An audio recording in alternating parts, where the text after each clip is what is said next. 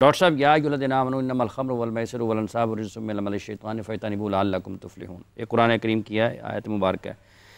ایک قرآن کریم کی آیت ہے قل انما حرم ربی الفواحش ما ظہر منها وما بطن والاسم والبغی بغیر الحق وان تشرکوا باللہ ما لم ينزل به سلطانا وان تقولوا علی اللہ ما لا تعلمون.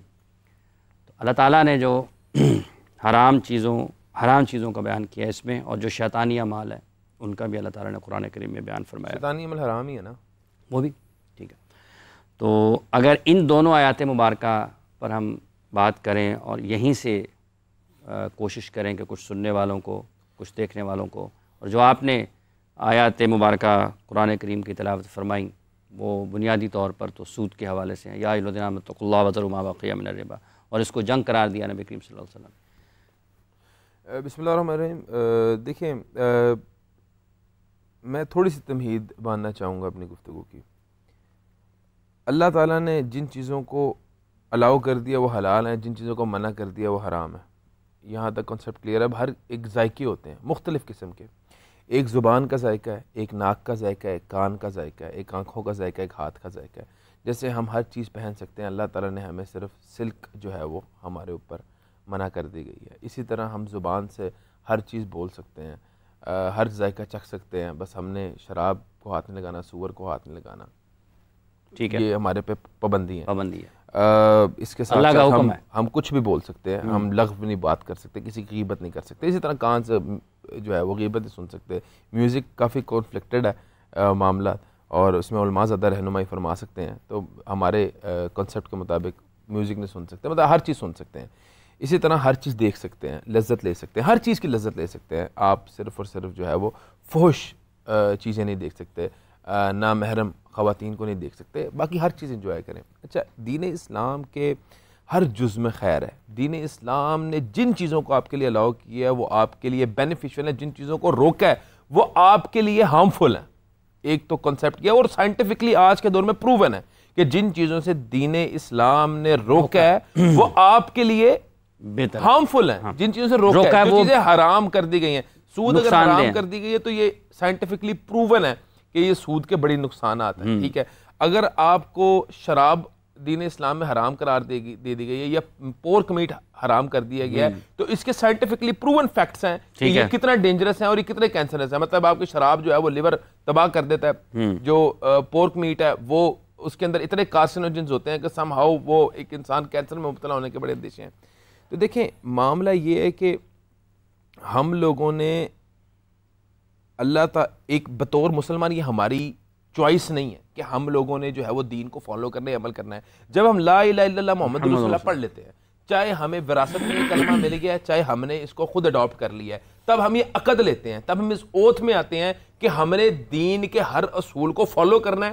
جن چیزوں کی رب نے ممانعت کر دی ہے ان سے ہم نے رک جانا ہے، جو چیزیں علاوہ ہم نے کرنی ہے.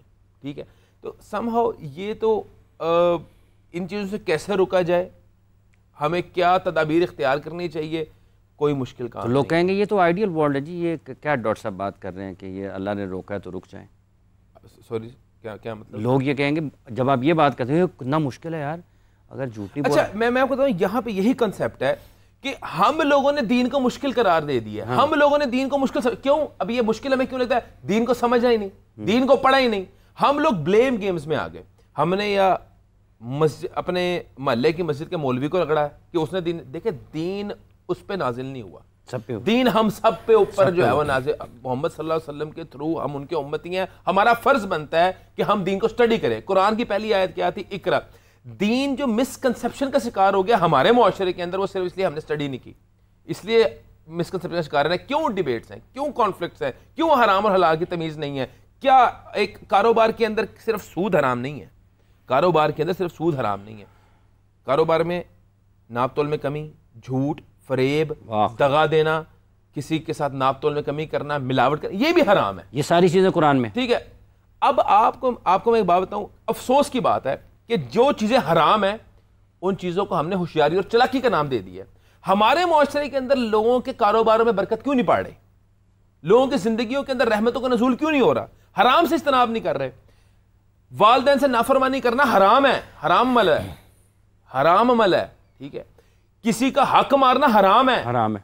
پڑوسیوں کے ساتھ بد اخلاقی، بد سلوکی، بد لحاظی، بد زبانی، بد کلامی کرنا یہ حرام عمل ہے، یہ جائز عمل نہیں ہے۔ اب دیکھیں، اب اس طرح کی ایکٹیویٹیز ہم نے کیونکہ اسٹڈی نہیں کی، کنسیپٹ نہیں ہے ہمارے پاس دین اسلام کا۔ آپ یہ بات میں متعدد بار کر چکا ہوں، ایک انسان جس کے اندر دین نہیں ہے، he is a potential threat to the society, وہ معاشرے میں نصور ہے۔ انسان کو انسان کس نے بنایا؟ دین نے بنایا، ٹھیک ہے۔ آج مہذب معاشرے کس کی آئیڈیالوجی پہ چل رہے ہیں؟ وہ ہمارے نصاب اور ہماری کتاب سے چیزیں لے کے انہیں امپلیمنٹ کر دیں۔ بے شک کہنے کو مسلمان نہیں، لیکن اخلاقیات ان کے اندر پوری ہیں۔ دیکھیں، دیندار بندے کو نبی کریم صلی اللہ علیہ وسلم نے یہ فرمائی، یہ بات میں یہ کچھ عرصہ پہلے پڑھ رہا تھا، مفتی صاحب بڑے لائف چینجنگ ایک حدیث تھی، اس میں آپ ہمیں زیادہ اس کو انڈورس کر سکتے ہیں۔ نبی کریم صلی اللہ علیہ وسلم کے مطابق بدترین شخص کون ہے؟ بدترین شخص اکارڈنگ ٹو نبی کریم صلی اللہ علیہ وسلم وہ ہے جس کی زبان کے شر سے لوگوں سے بات کرنا چھوڑ دیں۔ آج ہم لوگ اس پہ فخر محسوس کرتے ہیں کہ یار میں اتنا غصے والا ہوں، اس کی تو جو ہے وہ ٹانگیں کامتی ہیں میرے سے بات کرتے ہوئے، میں تو کسی کا لحاظ نہیں کرتا۔ فخر ہے نا ہمارے معاشرے کے اندر اس چیز کو فخر کی علامت، بد کلامی کو فخر، بد کلامی، بد لحاظی، بد زبانی کو فخر ہے۔ میرے نبی کریم صلی اللہ علیہ وسلم نے کہہ دیا ہے کہ بدترین ہے وہ شخص according to the principles of Islam. بدترین شخص کون ہے؟ جس کی زبان کے شر سے لوگوں سے بات کرنا چھوڑ دیں۔ ہمارے لیے ویسے فخر بات بن گئی ہے۔ ہوشیاری چلاکی دین اسلام میں الاؤڈ نہیں ہے، طنز کسی پہ الاؤڈ نہیں ہے، کسی کا دل دکھانا، کسی کے حقوق جو ہے وہ پامال کرنا دین اسلام میں الاؤڈ نہیں ہے۔ اچھا، اب یہ جو پورا پیرامیٹر ہے نا، اب دین اسلام یہ نہیں ہے کہ جو مجھے پسند ہے وہ میں نے اڈاپٹ کر لینا، جو مجھے نہیں پسند ہے وہ میں نے اڈاپٹ نہیں کرنا، یہ نہیں ہے۔ میں 5 نمازیں پڑھ رہا ہوں، ٹھیک ہے، لیکن میں رات کو ٹک ٹاک پہ فحش کنٹینٹ دیکھ رہا ہوں، ویسٹ ہے، میری یہ نیکیاں ویسٹ ہیں، وہ سمہا وہ میرے اعمال کو ضائع کر دے گی۔ میں لوگوں کے ساتھ حسن سلوک کر رہا ہوں، اخلاق سے پیش آ رہا ہوں، لیکن والدین کا نافرمان ہوں، وہ نیکیاں۔ دیکھیں، دین اسلام از اے مکمل ضابطہ حیات ہے۔ اچھا، اسلام کے اندر ایک تو کنسیپٹ یہ بات کلیئر ہونا چاہیے، اللہ تعالیٰ آپ سے پرفیکشن کی ڈیمانڈ نہیں کر رہے۔ اللہ تعالیٰ نے ایک ذات کائنات کے اندر بھیجی جو کامل نہیں، جو اکمل تھے۔ وہ کون سی ذات ہے؟ وہ ہمارے نبی کریم صلی اللہ علیہ وسلم کی ذات ہے۔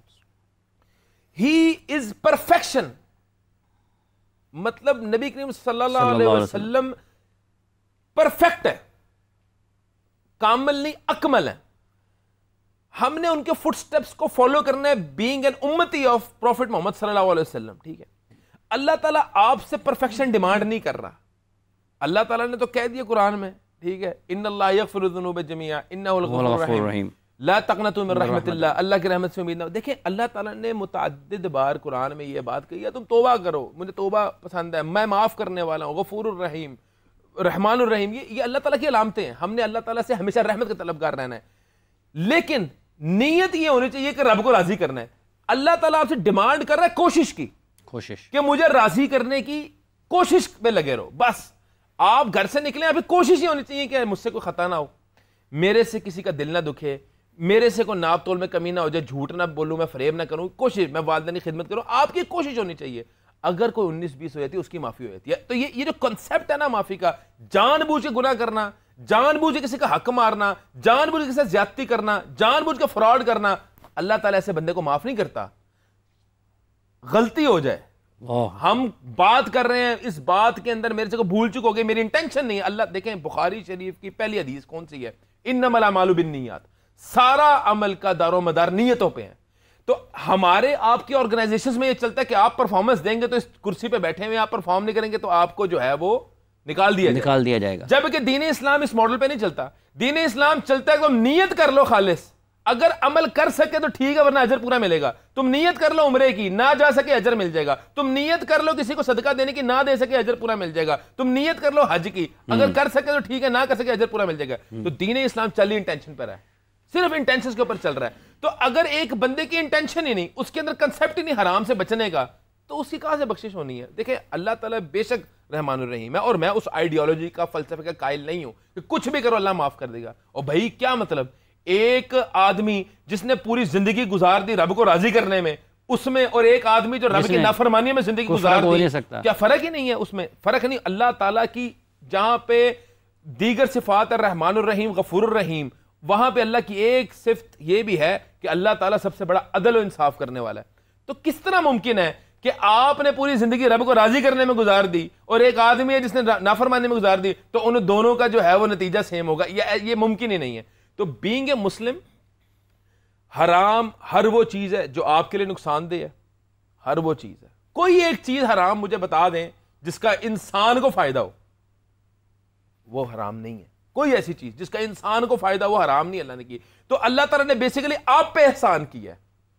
اور میں متعدد بار یہ بات کرتا ہوں کہ بینگ اے مسلم ہماری یہ ذمہ داری ہے, خود بھی اپنے بچوں کو بھی. ایک سورہ تحریم کیا تھا, یا ایھا الذین آمنوا قوا انفسکم واہلیکم نارا, اپنے آپ کو اور اپنے اہل عیال کو جہنم کی آگ سے بچاؤ. اب جہنم کی آگ سے کس طرح بچانا ہے؟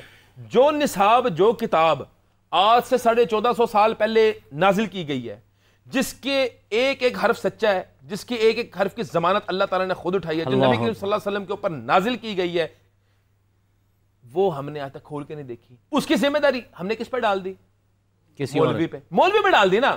تو بیسیکلی یہ گلٹ ہے, یہ وہ ناکامی, یہ وہ شکست تسلیم کی ہے لبرل مافیا نے کہ اپنی غلطیوں کی ذمہ داری مولوی پہ ڈال دی کہ یار اس نے, مولوی نے کیوں, میرے مولوی کی ذمہ داری ہے.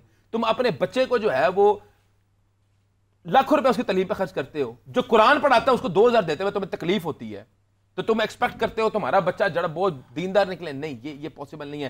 ہم نے پہلے جو بوئیں گے وہی کاٹیں گے. ہم نے پہلے پلاننگ سے, یہ اگر آپ ہسٹری پڑھیں, انگریزوں نے پہلے آپ کے مسجد کے امام کا سٹیٹس چپڑاسی کے سٹیٹس جتنا کیا, گریڈ 1 کے چپڑاسی جتنا سٹیٹس نے کیا.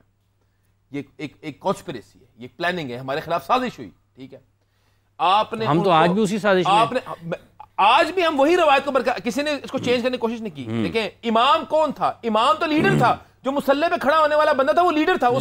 اس نے اپنی کمیونٹی کو لیڈ کرنا تھا, لیڈر ہے, اس نے اپنی سوسائٹی کو لیڈ کرنا تھا. ٹھیک ہے, ہم نے اپنے لیڈرز کو پسماندہ کر دیا, پسماندگی کی طرف ایک پلاننگ کے تحت دھکیل دیا. ٹھیک ہے, اس کے بعد جو مدارس کے اندر ہوا, مدارس کے اندر ہم نے اپرچونٹی اسکل ڈیولپمنٹ نہیں کروائی اپنے بچوں کو. وہ بیچارے فائنینشلی جو ہے وہ انسٹیبل ہو گئے, فائنینشلی جو ہے وہ ڈیپینڈنٹ ہو گئے, جس کی وجہ سے وہ پروگریسو اور پروڈکٹیو نہیں رہے. تو بیسیکلی معاملہ یہ ہے کہ ہمیں دین خود سیکھنا ہے, اپنے بچوں کو سکھانا ہے. یہاں پہ انسٹیٹیوٹ قائم کرنے ہیں جو جہاں پہ دین کا فہم, دین کی فراست جو ہے وہ آپ کے بچوں میں دی جائے.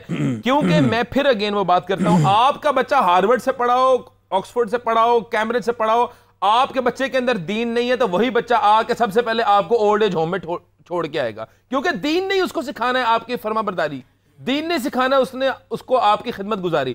اور کوئی ایسی کتاب, کوئی ایسا نصاب نہیں دنیا کے اندر. ہم نے سائنس پڑھی ہے, ہم نے فلسفہ پڑھا ہے, انجینئرنگ ہم نے جو ہے نا وہ دیکھی ہے, دیکھے ہیں, ہم نے اولڈ ایج ہومز بھی دیکھے ہیں. وہاں پہ آپ کو کوئی بھی اہل علم دیندار بندے کا والدین وہاں پہ آپ کو نظر نہیں آئیں گے. مولوی کا والد وہاں پہ والدین اولڈ ایج ہوم میں نظر نہیں آئیں گے. نظر آئیں گے تو doctors, engineers, army officers, bureaucrats کے والدین اولڈ ایج ہوم میں پڑے ہوئے ہیں. جب تک تو والدین سے مفاد تھا تب تک تو ان کے جو ہے وہ جی حضوری کی, جیسے مفاد ختم ہے اٹھا کے اولڈ ایج ہوم پھینکے. تو بیسیکلی وہ اولاد آپ کے لیے باعث زحمت ہے, وہ اولاد آپ کو جہنم کے, دنیا کے اندر بھی آپ کو رسوا کرے گی اور آخرت میں بھی جہنم میں لے جائے گی. کیونکہ اس اولاد نے آپ کو گرے بار پکڑنا ہے کہ تو نے مجھے, میرے والد سے کہنا کہ تو نے مجھے دین کیوں نہیں سکھایا, کیوں نہیں سکھایا دین, کیوں نہیں سکھایا. ٹھیک ہے, تو بیسیکلی ہم لوگوں کو سب سے پہلے جو ہے حرام حلال کی تمیز سے جو پہلا سٹیپ ہے نا, اس کے اوپر آنے کہ دین سیکھنا چاہیے, پڑھنا چاہیے, اہتمام کرنا چاہیے, قرآن سمجھنا چاہیے, قرآن سیکھنا چاہیے. قرآن کے اندر کیا احکامات ہیں, اللہ تعالیٰ نے آپ کو کیا ایڈریس کیا, اللہ تعالیٰ نے آپ کے اوپر کیا احکامات نازل کیے. دیکھیں, this is a manual, this is a manual of success. مطلب اگر آپ, یہ کتنی دلچسپ بات ہے, کوئی گاڑی لیتا ہے تو اس کی مینول بک پڑھتا ہے, کوئی موبائل لے گا اس کی بک پڑھے گا, کوئی اور چیز لے گا وہ اس کی بک پڑھے گا. زندگی کی بک ہے جو سب سے اہم ترین. دیکھیں میں یہ بات کر رہا ہوں, یہ جنت میں جانے کا راستہ ہے دنیا کے اندر. اچھا میں صرف یہ بات نہیں کرتا, میں وہ بندہ نہیں ہوں کہ جو آپ کو زمین کے نیچے اور آسمان کے اوپر کی بات کرے گا. میں تو زمین کے اوپر کی بات کروں گا. دنیا کے اندر کامیابی کا راستہ قرآن میں ہے, قرآن میں ہی راستہ ہے. اگر آپ دنیا کے اندر پیسہ, دولت, شہرت, عزت کمانا چاہتے ہیں تو اس کی تو ریسیپی قرآن نے دے دی ہے. اللہ تعالیٰ نے رزق کی ڈیفینیٹ ریسیپی دے دی ہے. وَيَرْزُقْهُ مِنْ حَيْثُ لَا يَحْتَسِبُ وَمَن يَتَوَكَّلْ عَلَى اللَّهِ فَهُوَ حَسْبُهُ.